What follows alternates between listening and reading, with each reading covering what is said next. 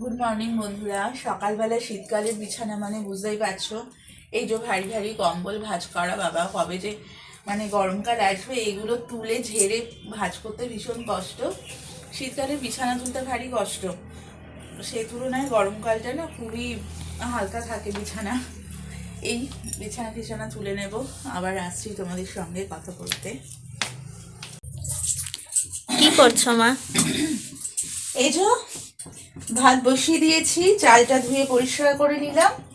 হ্যাঁ, এই আর এই যে সবজি কেটে নিয়েছি, দেখো আজকে বাঁধাকপির ঘন্ট করব না, বাঁধাকপি কেটে রেখেছি এবং আলু বেগুন, আলুটা আলাদা করেছে যেহেতু বালি থাকে না, ওই জন্য খুব পরিষ্কার করতে হয়েছে।